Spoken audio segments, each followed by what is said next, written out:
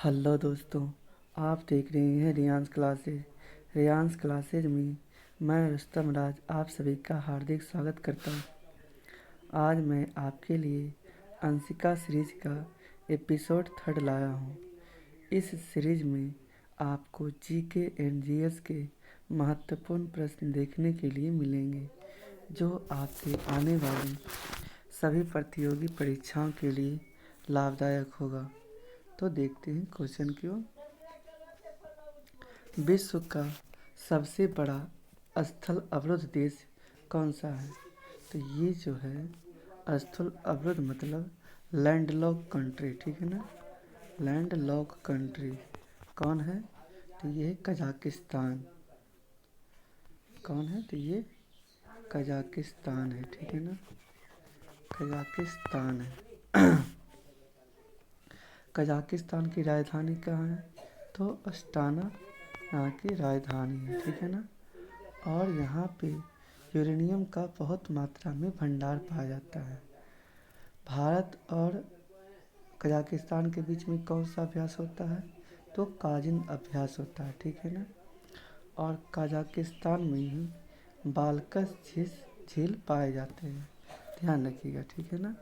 आगे बढ़ते हैं। लाख वक्स के नाम से किसे जाना जाता है? तो ये कुतुबुद्दीन ऐबक को जाना जाता है, ठीक है ना। कुतुबुद्दीन ऐबक को जाना जाता है। कुतुबुद्दीन ऐबक कौन था? तो ये गुलाम वंश का शासक था, ठीक है ना। ये गुलाम वंश का राजा था और गुलाम वंश की स्थापना 1206 ईस्वी में हुआ था, ठीक है ना। इसकी मृत्यु चौगान, जिसे आजकल हम लोग पोलो कहते हैं, उसे खेलते हुए हो गया था, ठीक है ना। इसने 2.5 दिन का झोपड़ा का निर्माण भी इसी ने ही करवाया, ठीक है ना। 2.5 दिन का झोपड़ा कुतुबुद्दीन ऐबक ने ही बनाया है, जो अजमेर में है। और कुतुब मीनार की नींव भी इसने ही डाली थी। आगे देखते हैं। सिंचाई के लिए नहरों का विकास करने वाले शासक कौन थे? अगर आपसे पूछे कि बाजार नियंत्रण प्रणाली शुरू करने वाला पहला शासक कौन था? ये गयासुद्दीन तुगलक था, ठीक है ना। और ये अलाउद्दीन खिलजी था।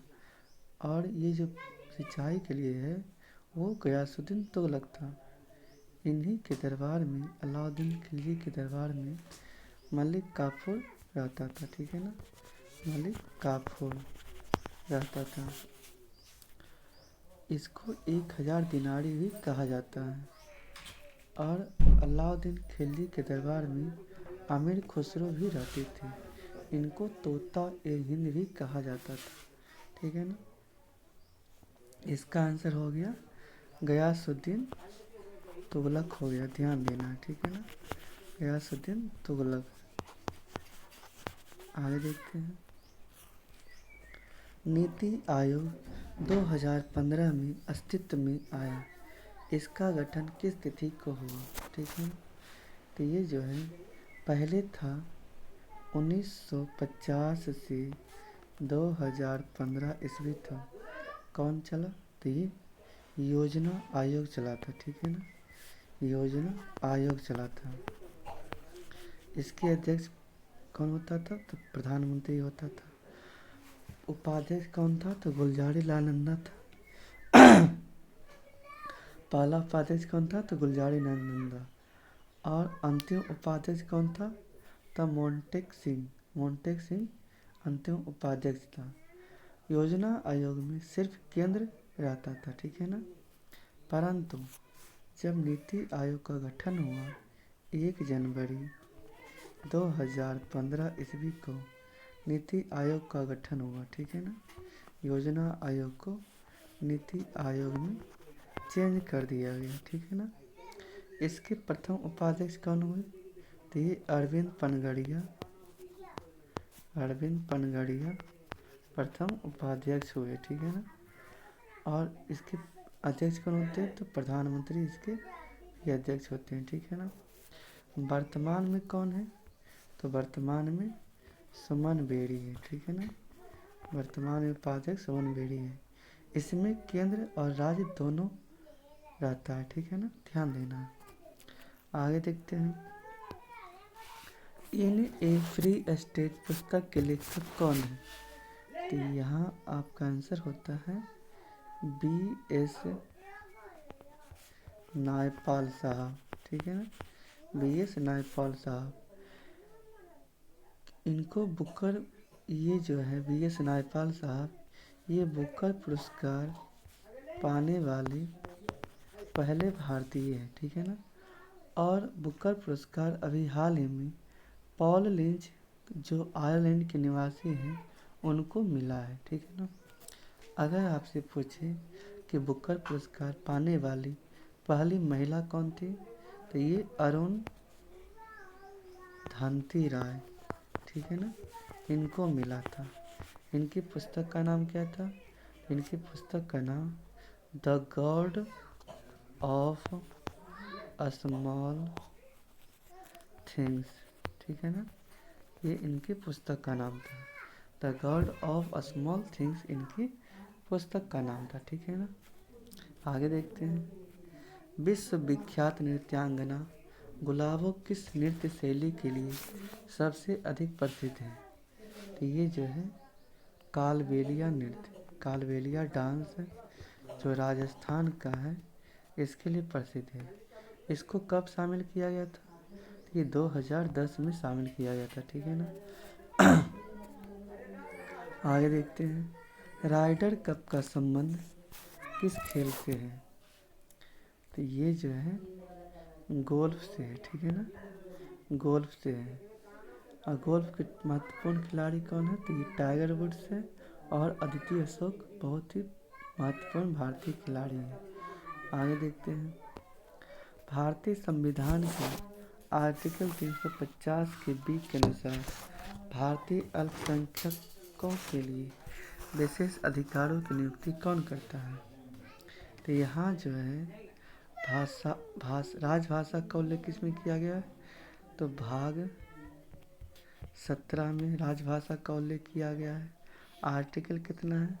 तो आर्टिकल 343 से 351 के बीच तक ये राजभाषा का उल्लेख किया गया है, ठीक है ना। अगर आपसे पूछे कि ये आर्टिकल 343 क्या है, तो ये संघ की राजभाषा है, ठीक है ना, राजभाषा। आर्टिकल 34 क्या है? तो इसके विकास के लिए जो आयोग बनेगा वो राष्ट्रपति बनाएगा, ठीक है ना। और आर्टिकल 350 का ए में मातृभाषा का जिक्र किया गया है, ठीक है। और 351 में हिंदी का प्रचार प्रसार ये 351 में किया गया है, ठीक है ना। तो यहाँ पे आपका आंसर क्या हो जाएगा? तो ये राष्ट्रपति हो जाएगा, ठीक है ना, राष्ट्रपति हो जाएगा। आगे देखते हैं। नेत्र लेंस किसी बिंब का रेटिना पर किस प्रकार का प्रतिबिंब बनाता है? यहाँ आपका आंसर होता है वास्तविक और उल्टा बनाएगा, ठीक है ना, वास्तविक और उल्टा बनाएगा। आगे देखते हैं। कौन सी नदी मध्य प्रदेश में धुआंधार जलप्रपात बनाती है? ये जो है नर्मदा नदी है, ठीक है ना, नर्मदा नदी है। नर्मदा नदी का उद्गम स्थल कहाँ है? तो अमरकंटक में, ठीक है ना, अमरकंटक में है। ये नर्मदा नदी के नर्मदा नदी पर ओंकारेश्वर बांध नर्मदा नदी पर ही है, ठीक है ना, ध्यान देना है। आगे देखते हैं।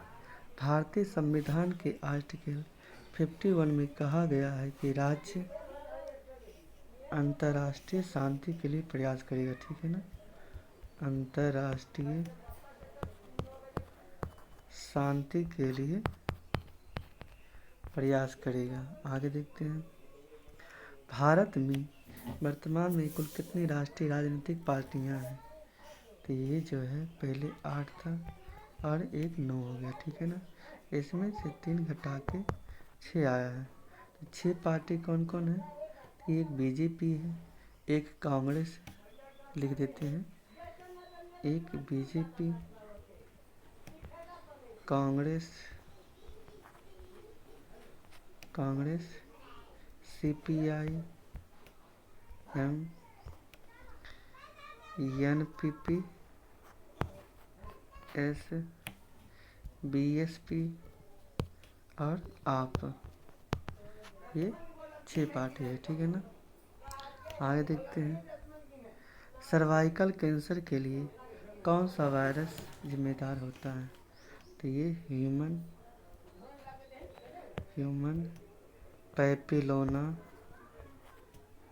पैपिलोमा वायरस है, ठीक है ना। इसका वैक्सीन भी तैयार कर दिया गया, ठीक है ना। इसका वैक्सीन का नाम है सर्वावैक्स। इसके वैक्सीन का नाम है सर्वावैक्स। वायरस का नाम है ह्यूमन पैपिलोमा वायरस। और इस वैक्सीन को किसने बनाया है? तो सीरम इंस्टीट्यूट जो पुणे में है उसको इसने डेवलप किया है। आगे देखते हैं, किन जंतुओं में आरबीसी में केंद्रक पाया जाता है? तो यहाँ जो है सामान्यतः आरबीसी केंद्रक में नहीं होता है, लेकिन अपवाद में 2 जंतु है जिनमें पाया जाता है। तो एक है ऊँट है और एक है लामा है, इन दोनों में पाया जाता है। आगे देखते हैं, कौन सा उच्च न्यायालय 1866 ईस्वी में स्थापित किया गया था? ये जो 1861 का अधिनियम था उसके तहत Bombay high court, Calcutta high court और मद्रास हाई कोर्ट की स्थापना किया गया था। और 1866 ईस्वी में इलाहाबाद हाई कोर्ट की स्थापना किया गया, ठीक है ना। आगे देखते हैं, भारत के संविधान के अनुच्छेद 21(a) के तहत बच्चों को मुफ्त और अनिवार्य शिक्षा प्रदान करने की आयु क्या है? तो यहाँ देखते हैं, आर्टिकल सबको पता रहता है, ठीक है ना। आर्टिकल 21(a) में क्या कहा गया है? इसमें 86वां संविधान संशोधन जो था, संविधान संशोधन 2002 के तहत इसमें कहा गया कि 6 से 14 वर्ष की आयु को अनिवार्य और मुफ्त शिक्षा प्रदान की जाएगी, ठीक है ना। आगे देखते हैं, 1858 भारत शासन अधिनियम की घोषणा को कैनिंग ने किस शहर में पढ़ा? तो ये जो 1858 का भारत शासन अधिनियम था, ये फर्स्ट भारत सरकार का अधिनियम था, ठीक है ना। इसके पहले चार्टर एक्ट था। 1857 की क्रांति के बाद यह इलाहाबाद में इसको पढ़ा गया था, ठीक है ना। इस एक्ट के तहत यह बताया कि यहाँ पे महारानी का रोल लागू होगा, ठीक है ना। और गवर्नर जनरल की जगह पे वायसराय बन गया, ठीक है ना। अगर आपसे पूछे कि पहले वायसराय कौन थे, तो कैनिंग ही था, ठीक है ना। लॉर्ड कैनिंग ही पहले वायसराय था। आगे देखते हैं, वर्ष का पहला ग्रैंड स्लैम कौन सा है? तो ये होता है ऑस्ट्रेलियन ओपन जो है यह वर्ष का पहला ग्रैंड स्लैम है। और होता है फ्रेंच ओपन होता है, विंबलडन होता है और यूएस ओपन होता है। तो सबसे पुराना कौन? तो विंबलडन है। ऑस्ट्रेलियन ओपन कहाँ खेला जाता है? तो ये हार्ड कोर्ट पे खेला जाता है, ठीक है ना। ये हार्ड कोर्ट पे खेला जाता है। और फ्रेंच ओपन क्ले कोर्ट, गीली मिट्टी पे खेला जाता है, ठीक है ना। आगे देखते हैं, वर्नाक्यूलर प्रेस एक्ट किस वर्ष पारित किया गया था? तो ये करने वाला कौन था? तो लॉर्ड लिटन ने इसको शुरू किया था 1878 ईस्वी में, ठीक है ना। रद्द करने वाला कौन है, तो रिपन ने इसको रद्द कर दिया था। आगे देखते हैं 12वीं पंचवर्षीय योजना का ध्येय क्या था, थीम क्या था, ठीक है ना। तो ये जो है डेट तो इसका था 2012 से 17 के बीच में, ठीक है ना। इसके बाद ये नहीं हुआ, ठीक है। इसका थीम था तीव्र समावेशी और सतत विकास। तीव्र समावेशी और सतत विकास, ठीक है ना। आगे देखते हैं भारत की पहली महिला मुख्य चुनाव आयुक्त कौन थी, तो ये रमा देवी है, ठीक है ना, रमा देवी। और पुरुष में सुकुमार सेन है, ठीक है ना, सुकुमार सेन। आगे देखते हैं कोप 8 का आयोजन 2002 में कहाँ हुआ था, ठीक है ना। तो कॉन्फ्रेंस ऑफ पार्टी फर्स्ट हुआ था 1995 ईस्वी में बर्लिन में हुआ था, ठीक है ना, बर्लिन में हुआ था। और 2002 का जो है ये नई दिल्ली में भारत में हुआ था, ठीक है। और अब की बार का जो है यह यूएई में है, ठीक है ना, यूएई में हुआ है। आगे देखते हैं निफ्टी किसका सूचकांक है, तो ये राष्ट्रीय स्टॉक एक्सचेंज का सूचकांक है, ठीक है ना, राष्ट्रीय स्टॉक एक्सचेंज का सूचकांक है। आगे देखते हैं दाचिगम राष्ट्रीय उद्यान को किसके घर के तौर पे जाना जाता है, तो ये हंगुल के घर की तरफ जाना जाता है, ठीक है ना। ये हिरण की तरह ही होता है। आगे देखते हैं ओजोन को मापने की इकाई क्या होती है, तो ये डॉप्सन होता है, ठीक है, डॉप्सन होता है। ओजोन का फार्मूला O3 होता है और यह समताप मंडल में पाया जाता है, ठीक है ना, यह समताप मंडल में पाया जाता है। ओजोन के संरक्षण के लिए मॉन्ट्रियल प्रोटोकॉल शुरू हुआ था, ठीक है ना, मॉन्ट्रियल प्रोटोकॉल शुरू हुआ था जो 16 सितंबर 1987 ईस्वी को हुआ था। इसमें क्लोरोफ्लोरोकार्बन को बैन कर दिया गया। आगे देखते हैं किसी परिस्थिति तंत्र में ऊर्जा का पिरामिड कैसा होता है, तो ये सीधा होता है, ठीक है ना, सीधा होता है। आगे देखते हैं ईंटों की कृत्रिम गोदी डॉकयार्ड वाला एकमात्र सिंधु स्थल कौन सा था, तो ये है लोथल है, ठीक है ना, लोथल है। आगे देखते हैं अमेरिकी गृह युद्ध के फलस्वरूप किस प्रथा का अंत हुआ, तो इसका आंसर आप लोग को कमेंट बॉक्स में देना है, ठीक है ना। आगे देखते हैं सौगान किस वन का उत्पाद है, तो ये मानसूनी वन का है, ठीक है ना, ये मानसूनी वन का है। आगे देखते हैं भारत का कौन सा भाग इंडोनेशिया के सबसे अधिक नज़दीक है, तो ये अंडमान निकोबार द्वीप समूह, ठीक है ना। आगे देखते हैं सरदेशमुखी शब्द किससे संबंधित है, तो ये राजस्व से संबंधित है। अगर वीडियो अच्छी लगे तो वीडियो को लाइक, चैनल को सब्सक्राइब और ज़्यादा से ज़्यादा अपने दोस्तों के पास शेयर करें ताकि वे सब भी आप सबके अपने चैनल रियांस क्लासेस से जुड़कर लाभ उठा सकें। जय हिंद, थैंक